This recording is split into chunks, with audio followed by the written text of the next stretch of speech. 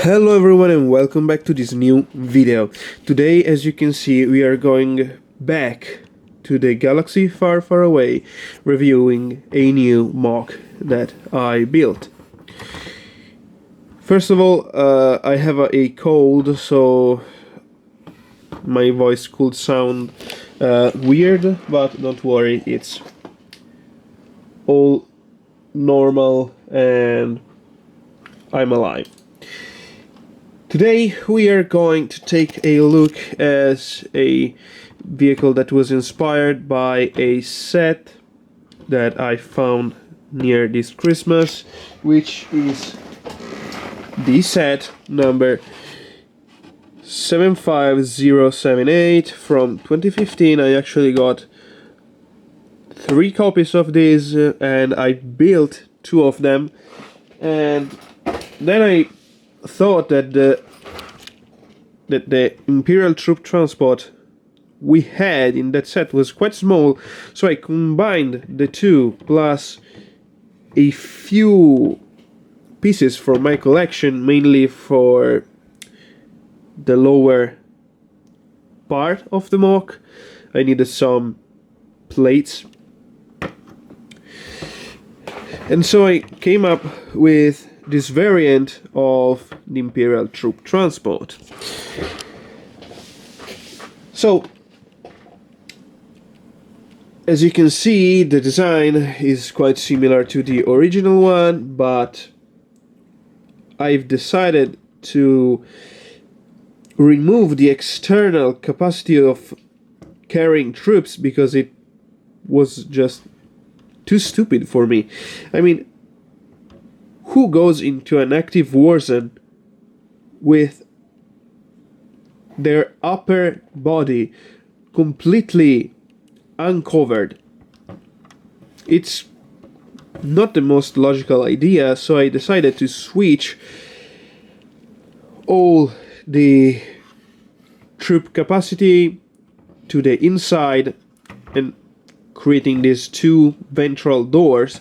We have one on each side that can open and close like this, creating a much protected, a better covered debarking spot for Imperial troops. The K79-S80-HV Bulwark is a variant of the classic Imperial Troop Transport. In terms of specs, we are looking at an 18 to 20 metric ton monster, which is 7 meters long and over 3 meters wide. Clearly not this mock, but the actual build. It has been built by the Ubrikkian Industries and carries their Mark II repulsor core. Despite its bulk, it can hit a top surface speed of 155 kilometers per hour and is used both in active war zones and in the open, and also inside urban environments. As you can see from my other mocks, we have a vehicle that is bigger than the classic speeder we saw in Andor and that I have already showcased you, but it's a bit shorter than the bigger, like half truck troop transport that also comes from Andor, and which I'm honestly still obsessed with. Like, look at this front area. I'm very happy about my own mock, I know. So this is a bit more agile than that one. And also, being so bulky and heavily armored is harder to hit what's inside. As you can see, the first thing that comes with the mark is this frontal area. We have a small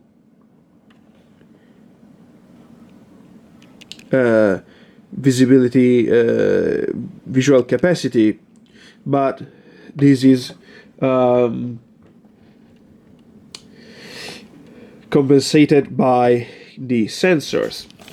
Now, on the front of the vehicle, we have two turbo lasers. Let me check my my notes. Yes, we have two forward-mounted medium laser cannons, which were also in the original mark, and I kept them as they were. And then we have on the back a dorsal twin laser cannon turret that can that has 360 degrees rotation, so it can give a better cover again when we are debarking or when we are retreating or anything else. Now imagine the ITT that comes like this. It parks like diagonally, and we have our enemies in our front, and while our troops come out of here, we can shoot at the enemies, because clearly the frontal laser cannons are not that mobile. Alright, speaking of transport capacity, we have one pilot, 5 or 6 stormtroopers, and we also have, as you can see back there, we have 2 cargo modules. We have two crates, which can be loaded with field medical stuff, so first aid, to like avoid troops dying inside here, stopping hemorrhages or stuff like that, or detonators, ammunitions, and other stuff. We can maybe load their riot shields, lecture stuffs for like urban pacifications.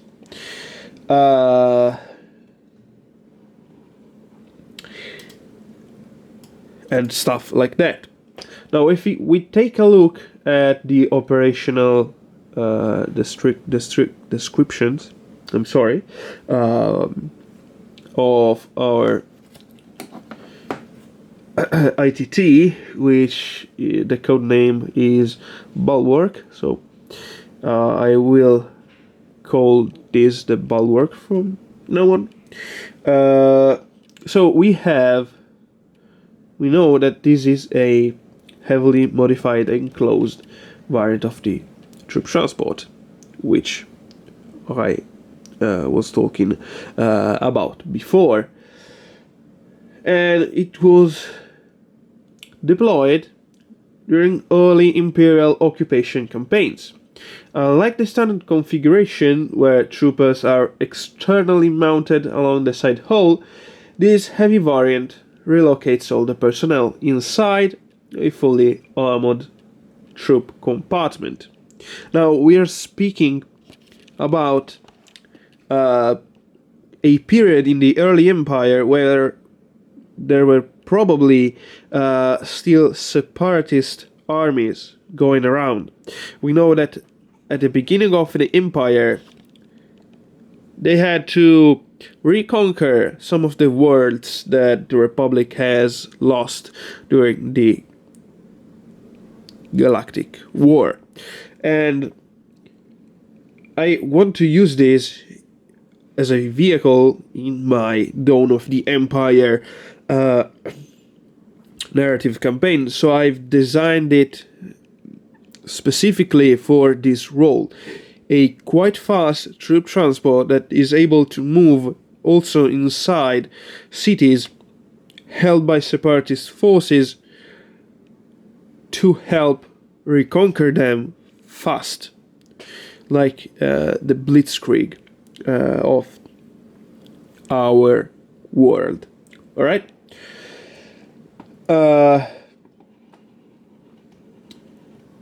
So as I was saying, this design significantly increases survivability in active combat zones, urban warfare environments, insurgency suppression operations, and high explosive threat scenarios. As you can see, the front is heavily reinforced because it sometimes will come at you like that from a narrow street, so you will be shooting at these, and if it wasn't heavily armored, you would probably be able to take that down.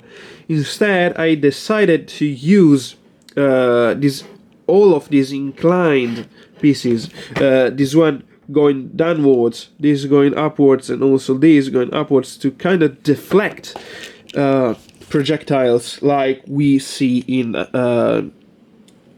our world tanks and armored vehicles.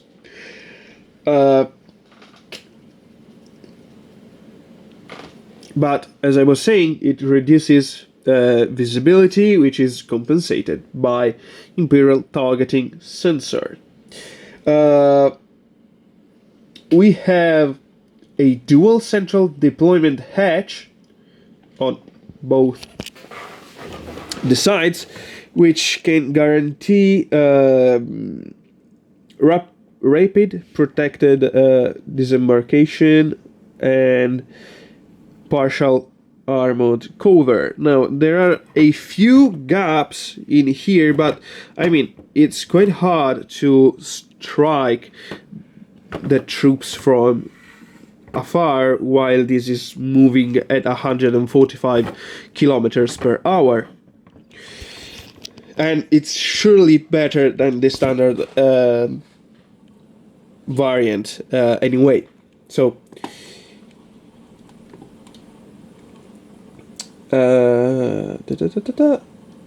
let's see. The hull is composed of layered durasteel composite with internal shock dampening frame structure, and its tactical profile consists in, as I was saying before, hot zone troop insertion. I want this to feel like a Bradley almost, so not a tank, but something that can get in a place quite fast and deploy troops, shoot some ordnance, cover fire and stuff like that, and then move away.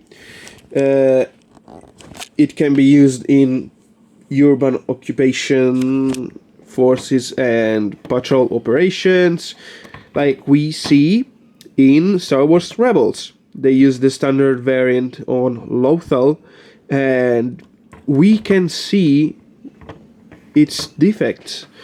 The troops are easily targetable from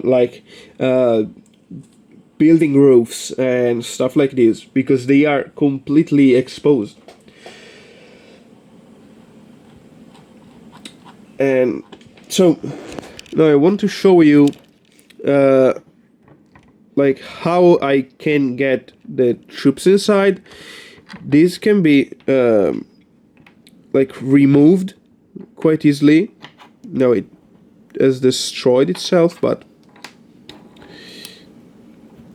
we can take this apart, and also this lower section And then here we can see we have a little control panel with a seat for the pilot. I lose a piece. I lost a piece.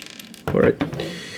And then if we want to like get the rest of the cockpit out, it's just held like this on these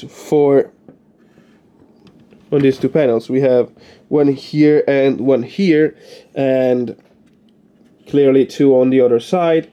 That keeps the roof in its place.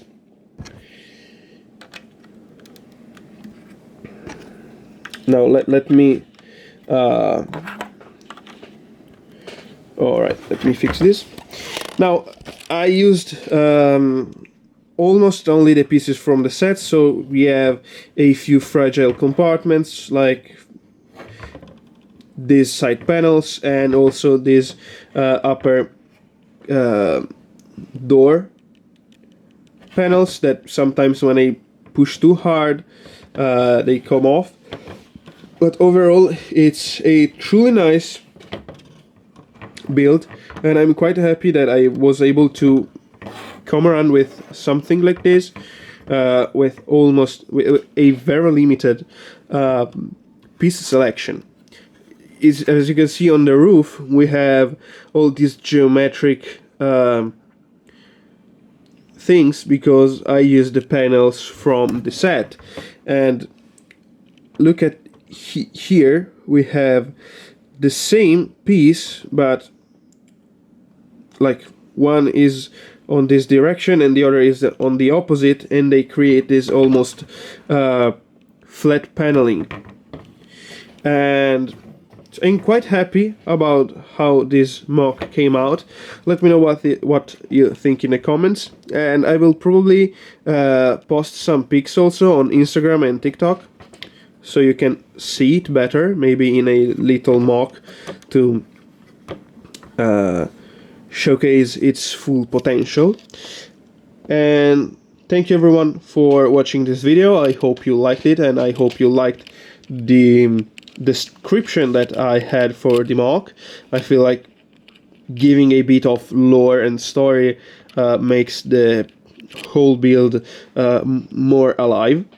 So let me know what you think in the comments, like, subscribe if you want, and I'll see you in the next video.